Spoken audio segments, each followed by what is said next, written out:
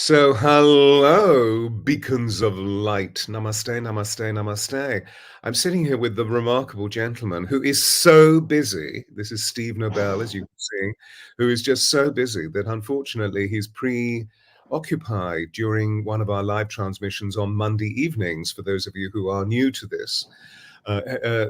Deep Dialogues takes place through a season of 12 Soul Stewards. This happens to be 12 gentlemen, 12 male Soul Stewards. And of course, in May, I'll go on to 12 ladies.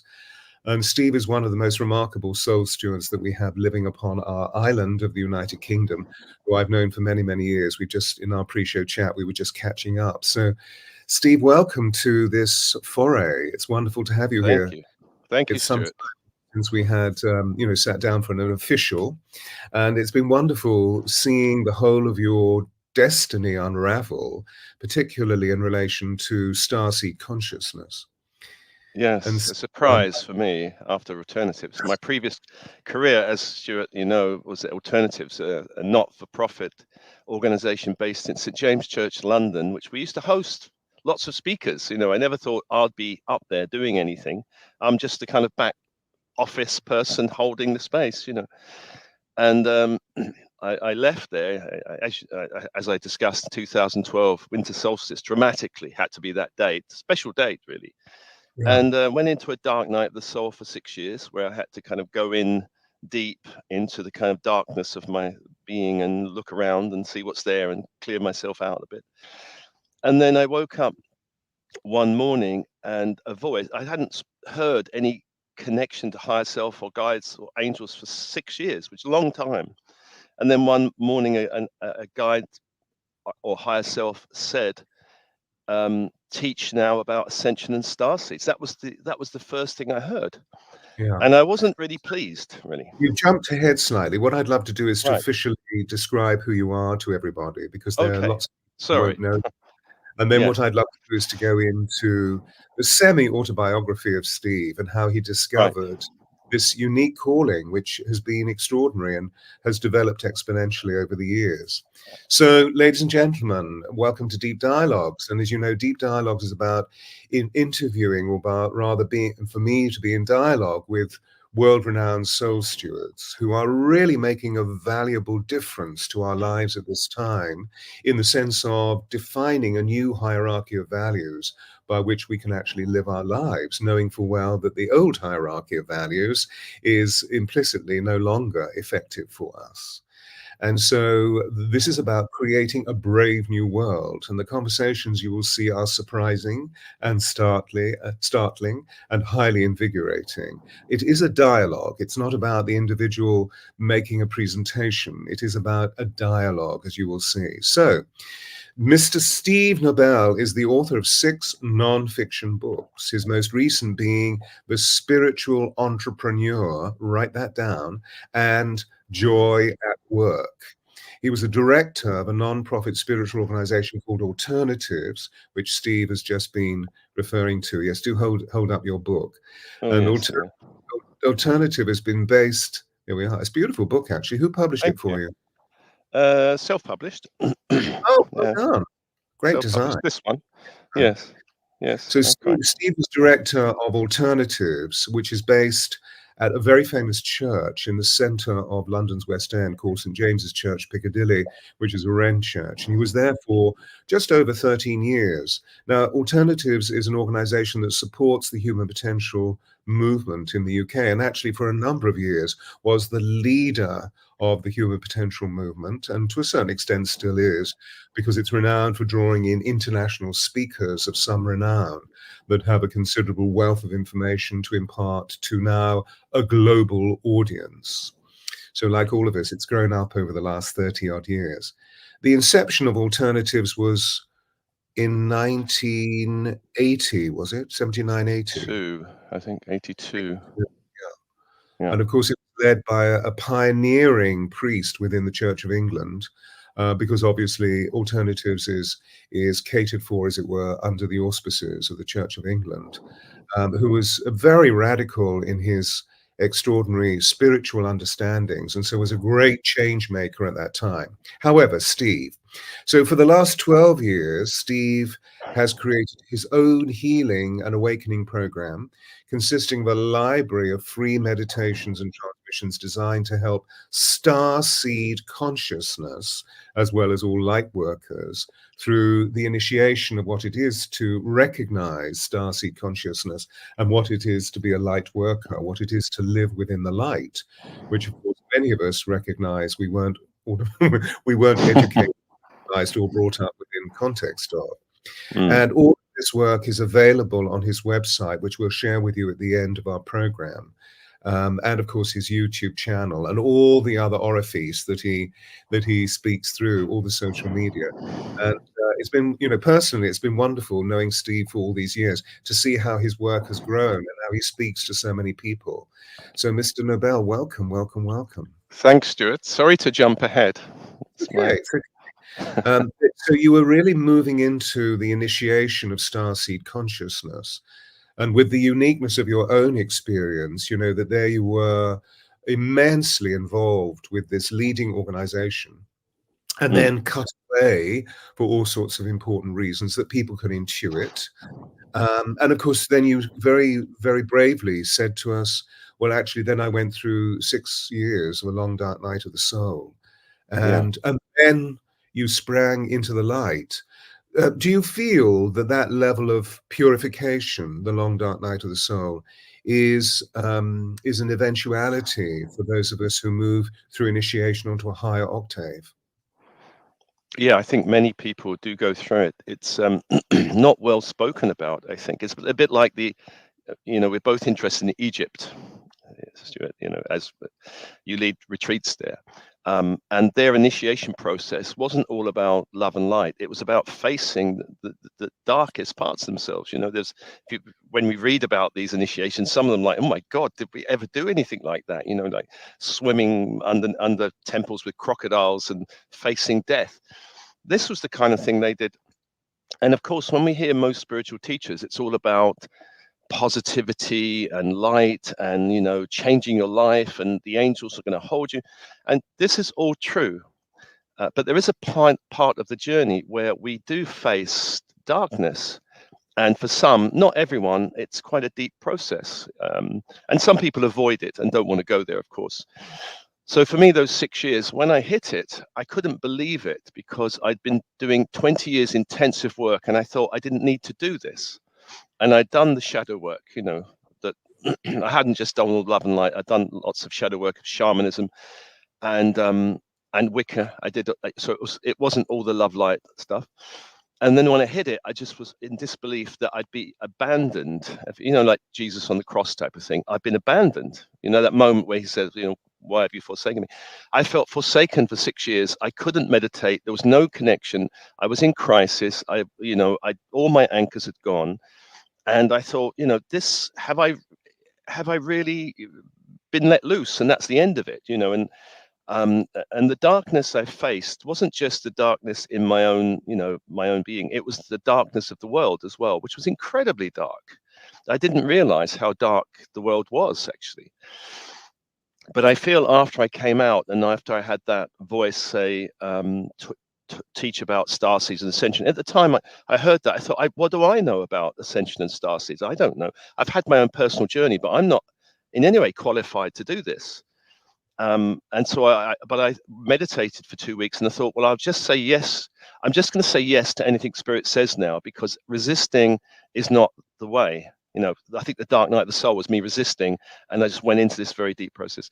So I said yes to it.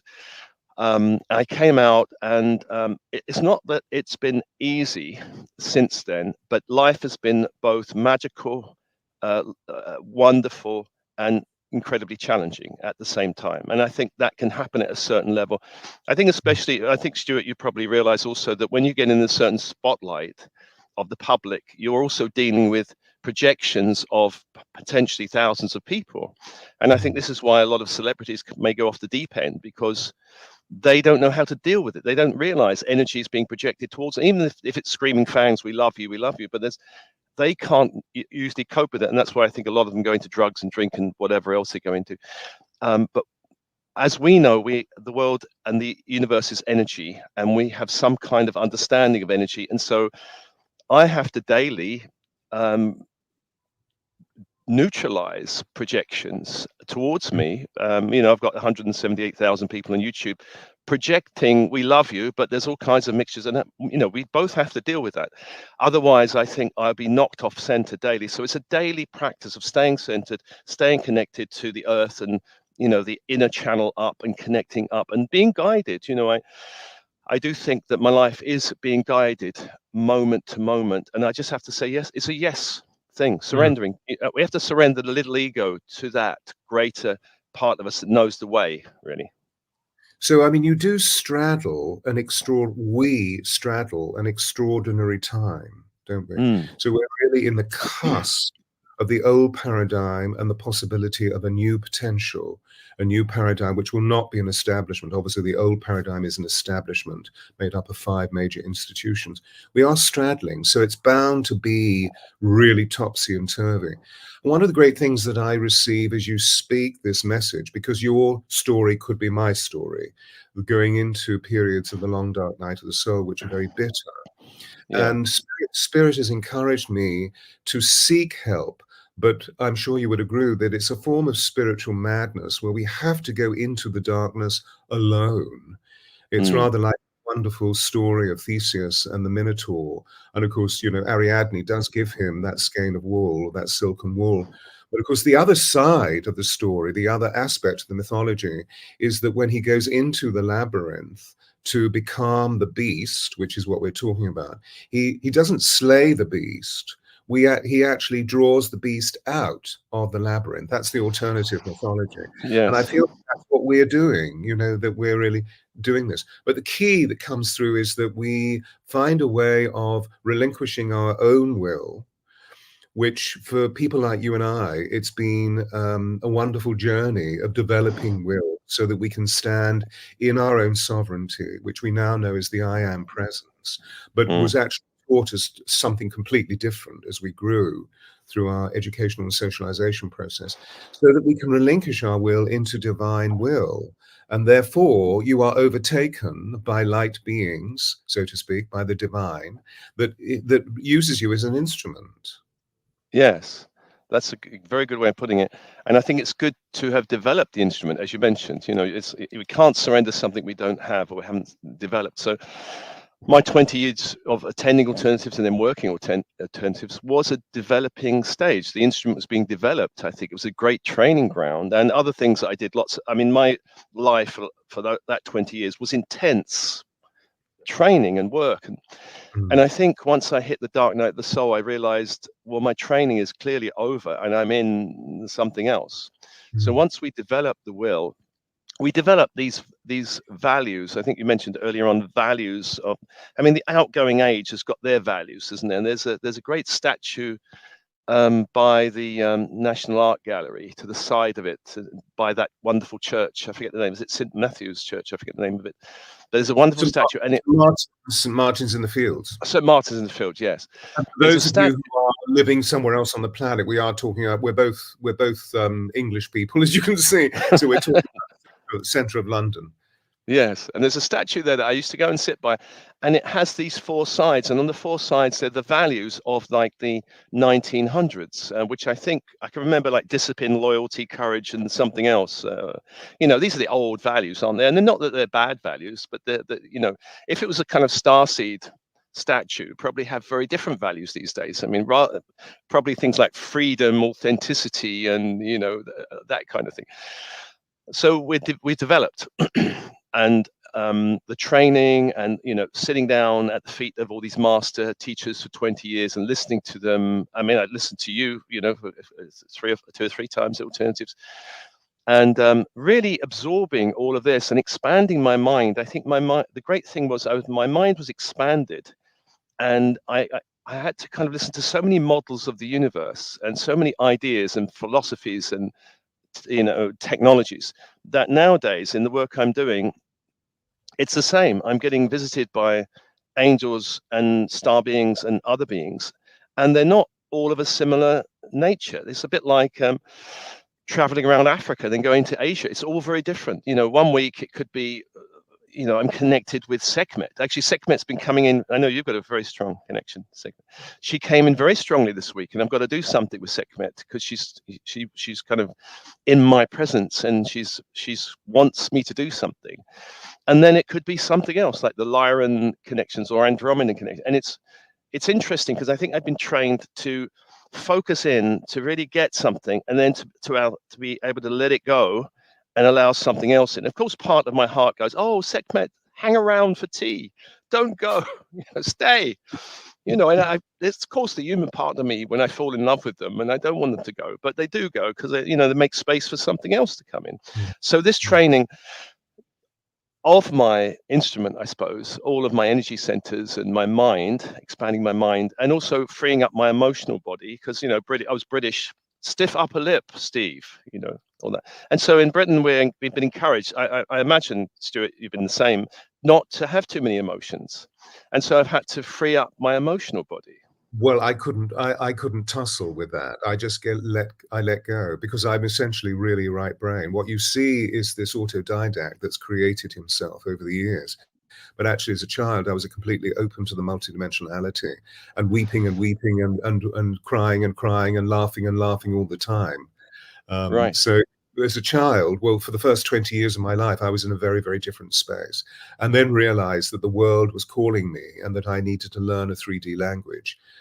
So I learned ways of being able to, I always remember my grandfather saying to me, if you want to break all the ground rules, firstly, you need to learn what they are. Very good. Yeah. He was a Norfolk farmer with his hands in the soil all the time and loved by his men. Didn't use any machines, always using oxen and horse.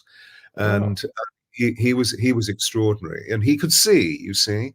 So I had a seer that looked after me as a child, because I found being in the world really bewildering, because I was synesthetic and dyslexic, so I couldn't learn. I just couldn't learn at school. So what they did then was to beat you up. I was caned every week.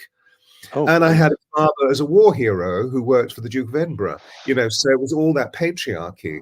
Yeah. Fortunately, I had a very loving mother. So I had great dichotomy, as you did, But no, I was banging around emotionally. Actors are emotional gladiators. So I found a place in theatre as a home. And fortunately, I was good at it, and then became, as you know, a successful voice coach. Anyway, Yeah. so it seems to me that it's about muscling up, that we're in the gymnasium of the soul on planet Earth, and that we're given, because of living duality, we're given these extraordinary choices of really muscling up. And as you were saying so beautifully, there is the wonder and the awe, but there is also a fierce wisdom that we need to bring, a bravery, a courage that we need to bring to go into the shadow, because it is a place of great demons, isn't it?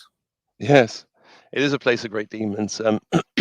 As we both probably love Joseph Campbell's idea of the hero's journey. I think the hero's journey these days is not about finding a golden fleece or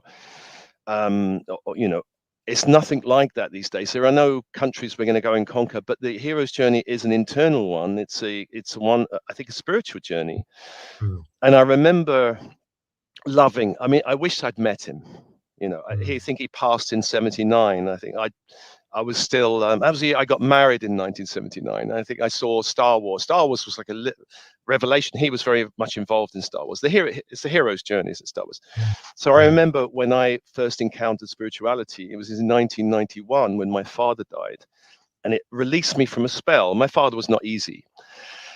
And by 1993, my marriage was in trouble. And I realized that I was being offered a gateway to the hero's journey. And I was in America at the time. And I took my wedding ring off and I threw it into a lake in California, because I realized you stand at the threshold. And when you take a step through the threshold, there's no going back. And so for me, throwing my ring in the lake was no going back. I couldn't explain it away. Well, where's your ring? Well, I put it in a drawer somewhere. So that was me, the defining moment. I cried for about 2 hours, I think, because I had 2 young children. I didn't really want to leave that marriage, but I had no choice. I went through the doorway, and then it was just this magical, as Joseph describes, you're going to have all this supernatural help. The goddess comes in, and, there's all these guides that come in. But then you face the dragon or the witch or the demon, and they are very much our own ego dragons, that were, the doubt and the fear and all this stuff. And we go on the journey and find the prize, which for me was eventually leaving that world behind, going to this spiritual organization and turning my whole life into this spiritual journey. All my friends became spiritual, all my books became spiritual, or every weekend was a spiritual adventure. And then later we kind of redo the journey. I think we don't do it once. You've been through it a few times, Stuart, I think, haven't you? Absolutely, 5 times. Right. And when I hit the dark night of the soul, this was like, well, I've done this journey before, but this was a new one, and it was very deep and dark, and the dragons and it wasn't just my internal aspects that I was facing, my own fear. It was external beings on the astral planes which were coming and attacking me nightly. For 18 months I had nightly attacks, very vicious nightmares, which were not nightmares. They were the kind of dreams where you're being hit by something. And and I think I didn't really feel I had the defenses against that level of attack, but it made me eventually resourceful. I came out of it and I started, which is why now I think of it as the dark arts class in Hogwarts. If you want to learn about the dark arts, we're going to put you into it. And so now a lot of what I do is about multidimensional protection and psychic defense. But importantly, which I say to people, not from a fear. It's a bit like you don't shower from fear. You don't shower because the microbe's going to kill you. You shower because you know it makes sense, and you need to take precautions. And starseeds and sensitives need to take precautions around their energy. And those who are naive, and I meet many, as clients, naively open and loving, and they suddenly get whacked, usually by a narcissist or an energy vampire, and then they get terribly affected. And if anybody listening to this has been hit by an energy vampire or narcissist, the lessons I find for that is boundaries, because a lot of starseeds don't have that, just open and loving, and which is wonderful, but you need also to be able to go no and put out the boundary. The other one is around self-worth and self-love, because a lot of we grow up in the world where we're not taught to love ourselves. We're not taught to feel that we're deserving and capable and all these things and worthy. And of course, a narcissist will come in, and this is an ultimate lesson, because they will kick us around in places where we are wounded. And so it's a very, very strong lesson when you attract a narcissist. So narcissists and energy vampires are the lesson around energy boundaries. But of course, there are beings on the inner planes as well we have to be careful of. And all the old occult teachers, which I'm sure you've read a lot of these books, always warned about any beings that approach you in the inner planes. Be careful about, don't just go, oh, you look lovely, I'll come and have tea with me. You have to kind of ask them a few questions. And you might say, are you of the light, or are you aligned with my higher self? And they may say yes, but their yes will totally give you the resonance of incongruence. So So this is very important for starseeds, anybody doing the work, to develop an intuition to know when someone is telling you the truth. I mean, it's an essential skill, even in the world, isn't it? All kinds of people can say all kinds of things. Actually, the media are saying all kinds of things which are completely untrue or completely distraction. So well, I mean, that's an essential skill. That's an illustration of the paradigm that you're talking about.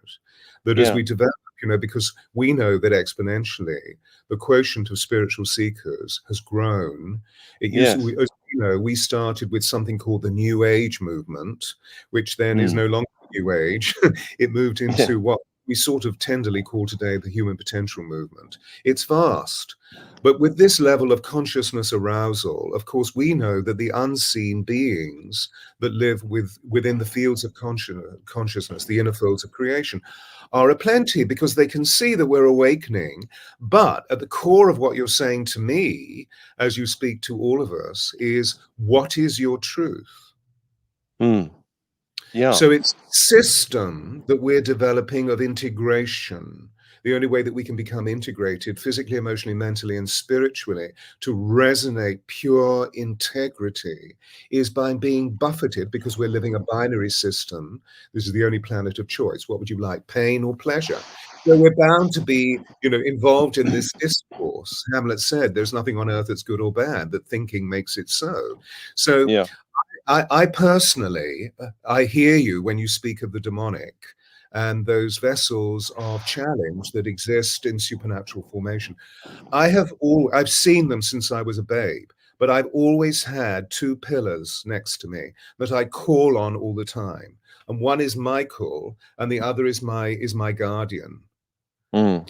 Always been the buffers. It's like, you know, when COVID broke out, I was running a retreat in Egypt. All right. And so, you know, there was my agent saying to me, Mr. Pearce, what do you want to do? The Cairo or Egypt is closing its gates. And I said, well, get us out, for God's sake.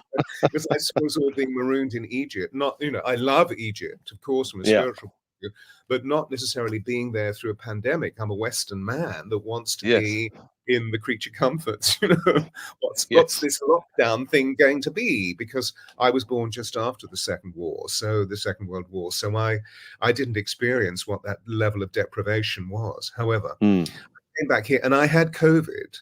So I did what I always do. I just burrowed into my cave. I've lived alone for many years. I burrowed in, and, you know, fortunately there was a friend who brought fruit, and I drank tons of water. And in the middle of this, Metatron and Michael and Radziel came in and said, would you like to meet COVID? Oh. And I said, well, I feel I've already met COVID. No. We're not talking about your body being infested with the bacteria. We're talking about, would you like to meet the field of consciousness that is COVID?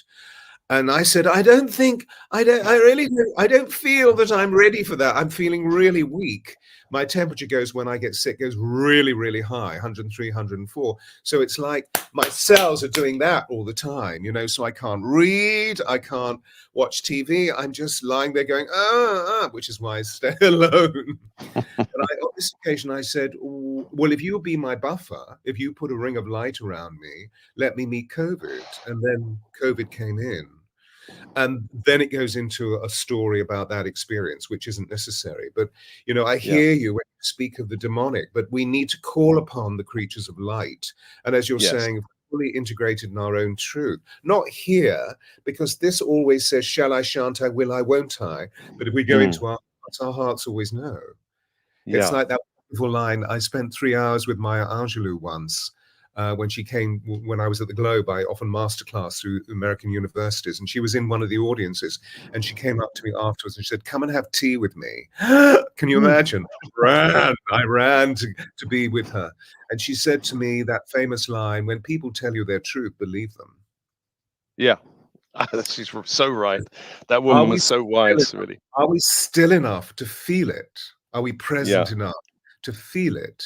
Our egos get so caught up in the guile of the illusion, which is the creation of our own, you know, it's a product of our own creation. So if we can be still enough. I'm fascinated by how you were awoken at a time when the multiplicitousness of the universe was really opening within the field of our consciousness as planetary beings, as terrestrial beings, so that you were able to really assist the call of the starseed, who presumably when you first met the star seeds that came to you, they were sort of banging around saying, what is this that I'm experiencing? And you were able to detectively allow them to observe what I believe you're going through is this. Yeah, I think my journey, because I was born in the late 50s, again, my parents are products of the Second World War, evacuated from the Blitz. So I grew up in all that very deep, dense energy, like yourself. I didn't escape into the world of acting. It sounds lovely, you know, wonderful. This kind of emotional freedom. So my journey was kind of maybe slightly ahead of a wave of starseeds, and I think that's the job of us, isn't it, to be slightly ahead and just go, it's okay. Come on, you know, this is the way. Watch that hole there in the road. There's a few pitfalls here, but if you go that way, you'll be fine. You know, that's kind of the job. And I think our story it is paralleled in the way that we've kind of both come across the angels. After coming out of the dark night, the soul, I realized that I needed this help to navigate these darker forces. And so I called on these 6 archangels, and which all of the transmissions are, and once you've called, you know, there's you know, the horizontal plane I call Raphael, Michael, Gabriel, Uriel, and the vertical plane Metatron and Sandalphon. And these 6 hold me every day. If there's anything difficult, they're there.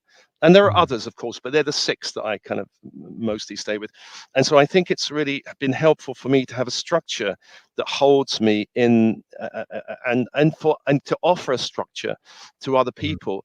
And I think that's why it's been so, both of us have been so popular, is because we're offering, we're not saying, you know, I have the truth, I've awakened, like some people, I've awakened and here's my truth, and you have to sit at my feet and listen to me, because I feel the age of the guru is over. You know, we're not gurus, we're vessels for this higher intelligence going, well, we're going to allow this to come through us and offer techniques to people. And not every technique works. You know, this is why we offer so many. I think we both offer so many, that one, in the acting world, I imagine an actor may be offered many techniques, but one may really resonate with them. So I think for both of us, it's offering a tool set and going, here's a vast tool set, and it's growing all the time for both of us, and that people may resonate with one or more and not with other. I mean, that's fine, not going to resonate with everything, but I think our work is both with angels and archangels. And, you know, I have, I don't know if you've had this message, this is where the conspiracy theory, which I think is both wonderful and dark, because the conspiracy theory is about truth that wants to come out, which is being suppressed, but it's also about a lot of misleading information. And I've got, aren't archangels just archons, servants of the archons or something, or dark side? You know, I've had this many times. And or you should read or see what this teacher says about the archangels, or, you know, particularly I think about Metatron and Michael. There's lots and lots of stuff about they're not who they seem to be and all this kind of stuff. And my answer is, look, I have meditated with them for years now. I have felt the touch of dark forces, as we both have. I felt the touch of the archangels, and I know the difference. You reading this book, do you know the difference? Or are you just listening to what these people are saying and going, you know, oh, yes, that must be true? So I do encourage people to follow their own experience and to listen to people like us and others that they resonate with. And rather than these very dark conspiracy theories around, and some of them I think are utterly ridiculous, you know, and I do think there are dark forces that deliberately put them out. I think the CIA have also put out 1 or 2 just to see how far they can go with it. I did hear a story, which might be true, that the flat Earth theory was put out by the CIA just to see how far it will go. And I have friends who, I don't know if they still believe it, who are convinced that the Earth is flat. And I would say to them, then therefore the moon is flat and the sun is flat and everything around us must be flat. We live in a flat universe. And then how do we explain time zones and gravity? And there's the old joke that if the Earth was flat, cats would have pushed everything off of it by now, you know, that kind of thing. And I just think, you know, that is so ridiculous. I can't believe that you believe it. But, you know, but people will believe anything sometimes, I think. So, well, again, you know, we know that without casting judgment or castigating the nature of conspiracy theory, we know that conspiracy theory as a movement of energy, as a field of its own energy, is an intellectualization of fear. And so it becomes pixelated with so many different opinions and so many different shades of light that are mostly all about control, just control in another way. So again, I see the gift of conspiracy theory. I am not a conspiracy theorist, but I see the gift of it as being a way of really examining my own truth and of feeling what is true to me. Because, you know, we know that when you spoke that about the Flat World Brigade, that we felt that it was inappropriate to think in those terms, rather than, oh, I think that's interesting, which is basically, you know, if we look into, I mean, this is a huge thesis, but if we look into woke culture, we can see that woke, I saw it being created in American universities 15, 20 years ago. I saw it being created, and now it has its force. And I don't believe for one moment that its force is going to go anywhere, because people are beginning to say, now, wait a moment, you know, particularly as it's toppled into this extraordinary process that we're all going through of asking, who am I in relation to gender identity? And of course, as we know, we have the multiplicitousness of how our sexuality as an evolutionary force is developing in the most extraordinary way, which is bound to, isn't it? If the gender aspect aspects of the way that we were brought up to be men, in the way that we were brought up to be little heroes after the Second War. And now we're recognizing that actually we're something completely different. Yeah. Well, I think starseeds have come into the planet to break a lot of these old molds, you know, Right. especially, I mean, gender is a main one, isn't it? You know, whether the sexuality, and also how you identify with yourself. It's a great mold breaking. But unfortunately, there are forces in the world which are taking that and corrupting it. This is my view anyway. And I think that's true of a lot of, I think that the dark, for me, the dark will not necessarily have their own agenda. They tend to take a light agenda and completely corrupt it, which is what happened with Yes. the message of Jesus, the Avatar. You know, dark forces Yes. saw that and they thought, well, we can use that and corrupt it. And this is why Yes. Christianity has been at the forefront of most wars in the last 1,000 years, you know. That corruption. So when when I explored Wicca and witchcraft, I was really amazed at the beauty of it and the singing and the joy in it. And because I had all kinds of notions, is it kind of dark and satanic? And it wasn't dark and satanic. And what I've realized now is Satanism is a corruption of Christianity. The Black Mass is an Mhm. inversion of the Christian Mass. It's nothing to do with these earth-based religions at all. And I think most people still associate Satanism with some kind of earth-based shamanic, and it's, you know, it's nothing, it's completely nonsense, really. And so it's a big eye opener for me to open my mind to that side of it. And what is, you know, I do believe in the world people do practice these things, the satanic side, and Mm. that's behind a lot of the dark agendas. And I do Mm. say also, I think this planet has been dark for thousands of years. It hasn't been a light planet, which is why avatars have had such a difficult time. Buddha and Mm. Jesus and others did not have an easy time here. They weren't welcomed with open arms. It was a struggle to get the message out. And it's getting lighter now because I think the light and the frequency of the planet is shifting. So people like us can speak freely without MI5 knocking on our door going, well, we're arresting you for, you know, I think there was a witchcraft act in England up to the mid 50s. I think, you know, we could have been arrested for this kind of talk, I Yes. imagine. Oh, yes. I mean, you know, there are written into the annals, so to speak, of the College of Psychic Studies, which, as you know, has been one of the great centers of psychic investigation. In fact, College of Psychic Studies is a name that is really quite recent. It was once called the Institute of Psychical Research, and it was Right. set up by the money that Arthur Conan Doyle accrued as a result of writing the Sherlock Holmes Yes. novels. His Yeah. wife was a great medium, but of course it Right. came at the time of the end of the 19th century. For those of you thinking, what on earth are you talking about? This is was a very principal center of learning for all of this psychic or spiritual phenomenon that Steve and I are talking about in the center of London. Yes. And it seems to now have morphed into a different capacity, which of course all you know, all institutes are, because nothing is stationary, nothing is permanent, everything is constantly changing. However, the point was that there is in the records a trial that was conducted by the constabulary, by the Metropolitan Police Force of London, within the College of Psychic Studies, which was called whatever it was called at that time. This is going back to the 30s and the 40s, at the beginning of the 20th century, which is all about indicating whether this particular medium was legit or not, because she'd become involved in some form of predictive analysis of a crime that was going to be committed. And indeed, the crime was committed, but it would have been much worse if she hadn't given the prediction. It was one of those stories. It's quite Yeah. fascinating. Yes. Yes. Where you know, I hear you when you speak about the light and the dark. For me, the potentials have always been so rich, you see, that although I've been involved in great darkness, meaning I've been drawn into the darkness as a spiritual warrior, but also because I needed to go into the long dark night of the soul. And when you work in major establishments, which I did for 40 years within the entertainment industry, you see the dark because you see the way that people are perpetrating evil. It's very Mm. simple.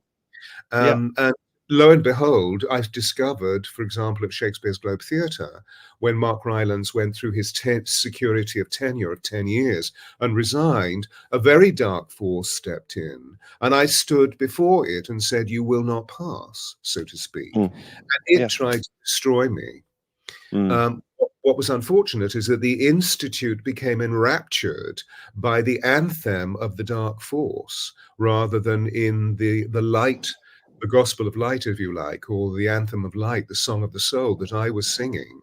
And that made me very intense just to get through. You know, it's interesting that I was reading last night a quotation by Winston Churchill who said, "Success is not final, failure is not fatal. It is the courage to continue that counts." Yeah, it's So true. we're given these oscillating degrees, you know, and I suddenly thought, when somebody said to me, "I'm now going to be Judas Iscariot," I thought that was a really interesting analogy. And this was a very dear friend of mine who happened to be one of the principal directors within the Institute. And I remember saying, "I'm sorry, what did you say?" Thinking, well, he can't repeat that. But he said, "I'm sorry, I'm going to be Judas Iscariot." And I said, "I'm having great difficulty hearing you. Could you please say that again?" And he said it again. I thought, there's no way he could say it again. And I thought in that moment, oh, I see the truth. And so I said, "You have my resignation." And I walked out. Right, right. And walked out with the picture that you felt you walked out in disgrace, but actually in disgrace purely because we were trying to exercise the old paradigm values that had become rotten, and Yeah. that we were actually bringing new paradigm values in that were actually much more of the fertilization of what we see as the love and the empathy and the compassion and the kindness of what spirit can afford us. But Yeah. there is this balancing act. I hear within the delivery that Marianne Williamson said something really interesting to me several years ago. Being spiritual is not a popularity contest. Very true. That's a very good one, yes. And we love Marianne. She's wonderful. Well, she's doing something extraordinary in the world, isn't she? You know? She is, yes, she is. Good luck to her. Well, I See. feel, Stuart, I don't know if you agree with this, but I do feel that dark forces or evil or these things are actually working in the service of the light these days, although they wouldn't say that. You know, Okay. the fact that you got booted out of that organization served you and served the world. The fact that I had to leave Alternative served me ultimately and the world, because I wouldn't be doing this. I'd be just doing that. And major events in the world, which I think the dark are behind. You know, I do believe that 9/11 was a dark agenda that was deliberately done for not what the news says. And I do think that the global lockdown and the release of the terrible whatever was not an accidental, you know, thing happened in a fish market. I think these are dark agendas, but they serve the light because it helps to wake people up. You know, Well, this is the yeah, the insight that we're moving into is that this force that we know is very dark, both seen and unseen, never actually delete. Most of the time does not consider the extraordinary power of the human spirit.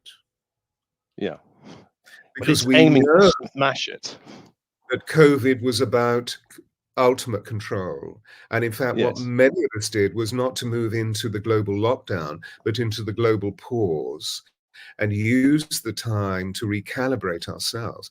This, for example, this platform that we're speaking through was created at the beginning of COVID because I was having remarkable conversations via Zoom, God bless Zoom, with people that I hadn't yes, spoken to for years, or new people. And I noted that there was a new vibrational frequency about the quality of conversation because we had been yes, stirred and startled so seismically that we were actually going deeper into the causation of what is this and how yes, can we bring ourselves through it. You know, Steve, predictively, the angels of Atlantis have said to me, in fact, I made a recording of this with Ryan just the other day, and I think we'll post it this evening, has given a prediction that there will be a major cyber attack that will affect all of our systems delivery processes, you know, whether it be energy or food supplies, electricity, etc., including our telecommunication processes. Now, that's going to interesting, because again, it will become a test that is created by the dark, but what can we do as light transmitters? And I feel that that's what you're talking about in terms of anchoring a new age of light through your specific transmission to starseeds and light workers. Is that so? Yeah.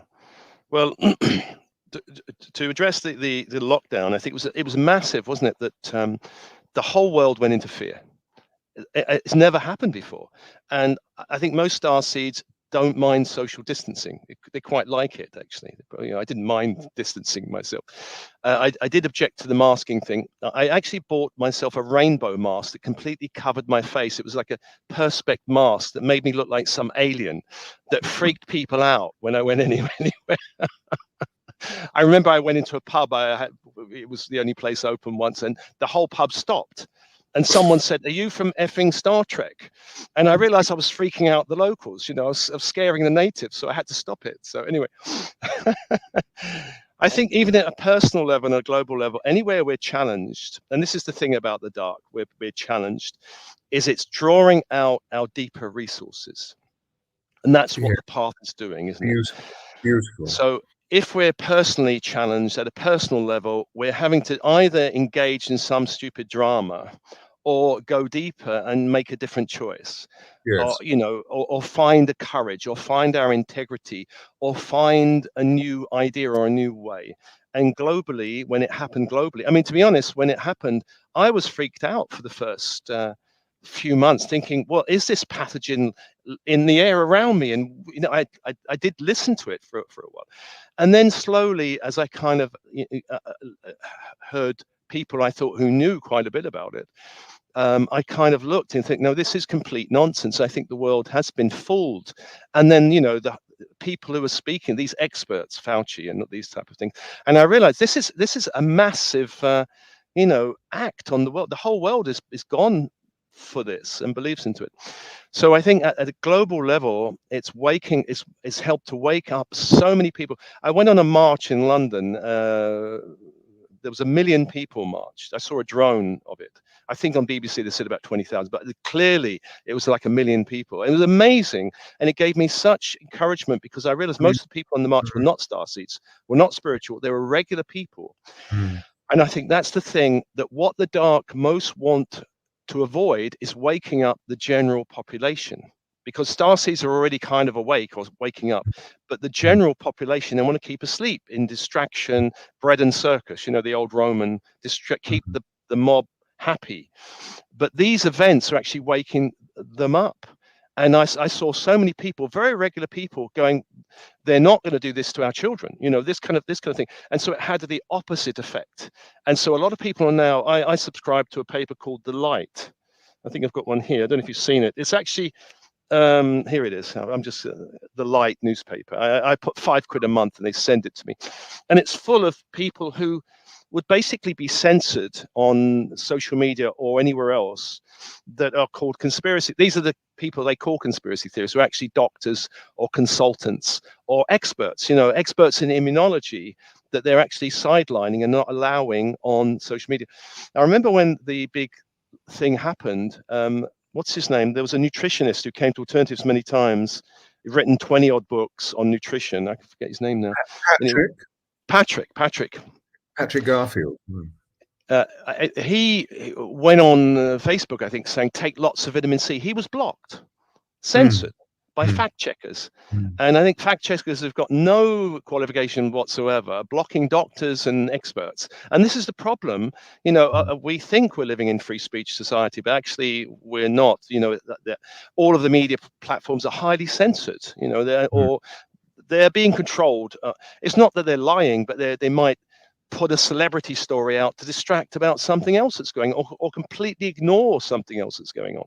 You know, I mean, the dreadful thing going on in the Middle East now, in Gaza, the news is basically quite biased in its reporting. You know, you have to look very deeply elsewhere to see what is really going on there, and what's Britain doing and America doing here, and all these kind of things.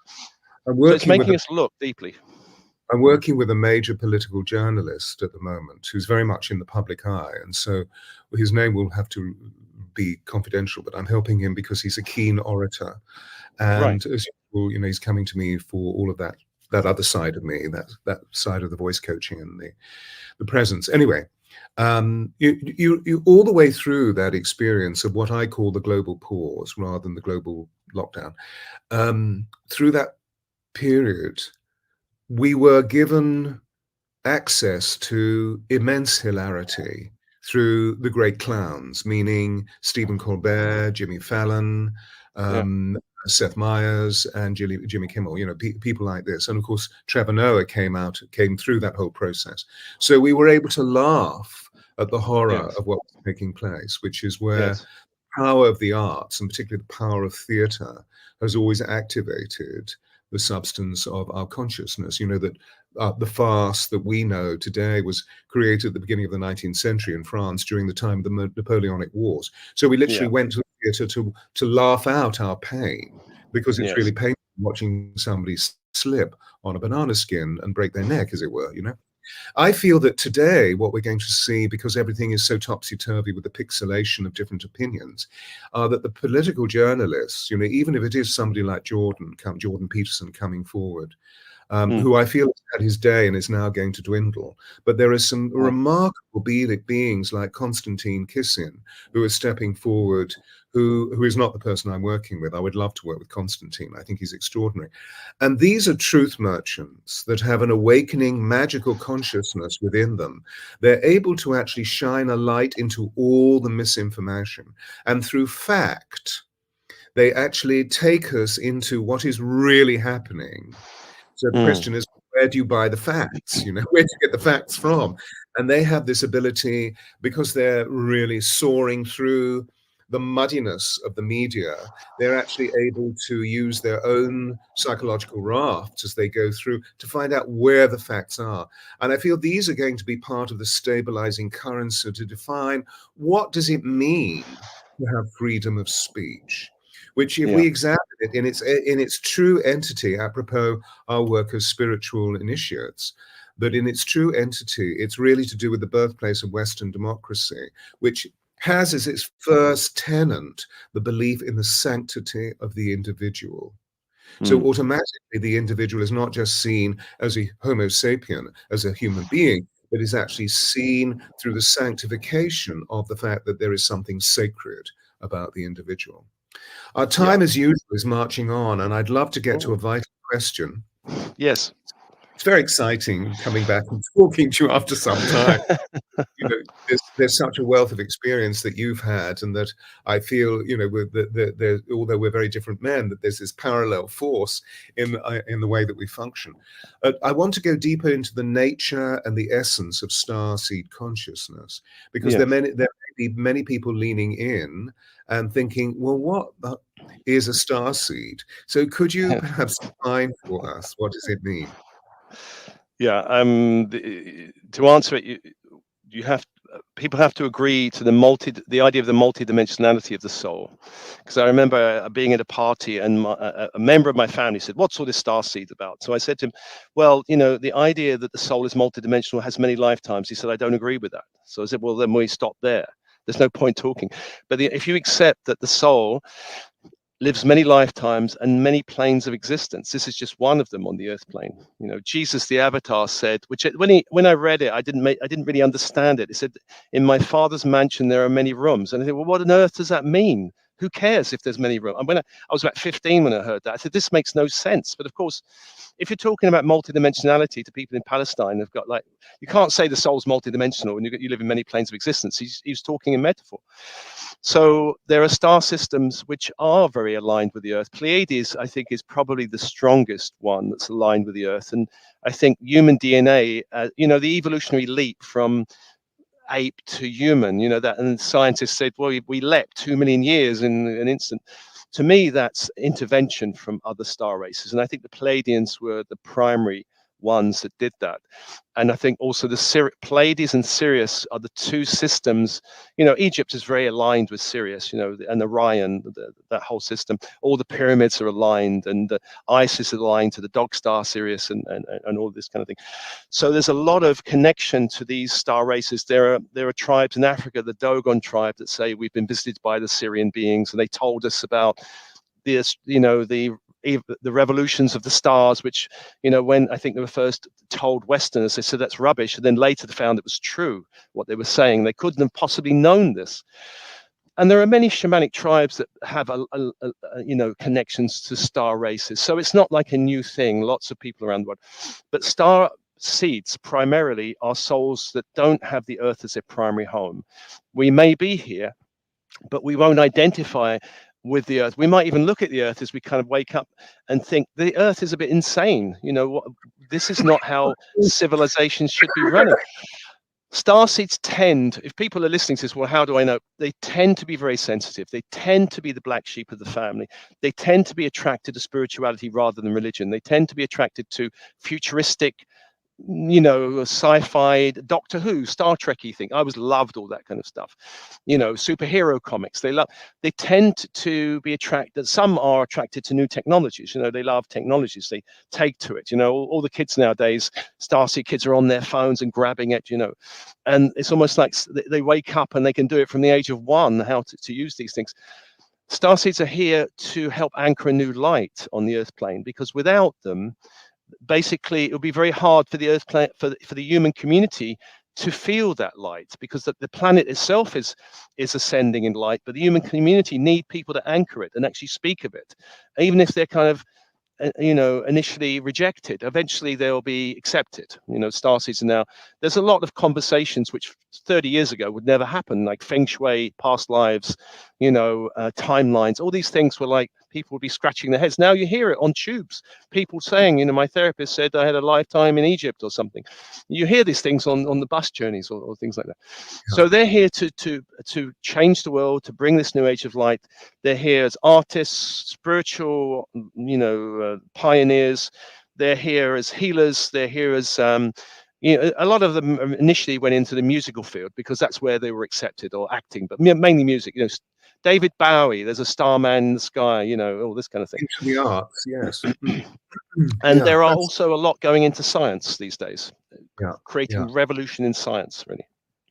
This is brilliant. Thank you so much for this definition. You know, Steve, unfortunately, our time has come to a close. So I just thanks for being so wonderfully credible and open and honest, and taking us into the richness of your own pathway, as well as leading us through some of these very radical points of identification, because I know that they're lodestones for us at this time, which is really what I mean by the statement, a new hierarchy of values, because we're all leaning into, well, what are they? And of course, what you've been able to show us is that they're all about the verities of life, you know, that truth and love and compassion and empathy and kindness, do as you would be done by, are the cornerstones that have always been the lodestones, or the cornerstones, the keystones for us to hang on to during this time of flotsam and jetsam. So, ladies and gentlemen, hopefully this has provided you with some succor. It's certainly been fun, and we frolicked through rich aspects of our developing consciousness at this time. And you know, this phrase that you just used, my father's house has many mansions, is something that was iterated by a remarkable man who came onto Deep Dialogues this past week, called Damien Wynn. I've heard of him, yeah. Who is a light wizard. Do look into his work. He is just a cherub, a leprechaun. He's very Irish, and is doing some extraordinary work around the world. So I know that he and I are going to be balancing up and doing, you know, sharing works together. However, so it's very interesting that seemingly remote phrase, my father's house has many mansions, came into your description of what starseed consciousness is all about. But maybe that's a major theme that you can utilize, ladies and gentlemen, as you bridge forward. And on your behalf, I'd like to say thanks, big thanks from the bottom of my heart and the depth of my soul to dear Steve, and to you, of course, because, you know, we're here to serve you, and we're waiting for you to use us, not to abuse us. So please lean into Steve's work. Here is the website, as you see, thesoulmatrix.com. And Steve has an extraordinarily active and beautiful YouTube channel, his design work. Can you just hold up your book again, The Spiritual Entrepreneur? Because the design work, you know, it's beautiful. You know, you're going to be very deeply touched if you have a very awakened visual cortex. You're going to be very deeply touched by Steve's work. So, Steve, bless you. Thank you for coming on, and I look forward to the next occasion.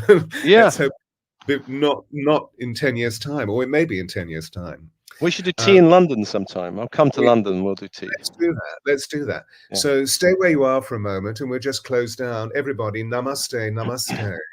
And we send you much love.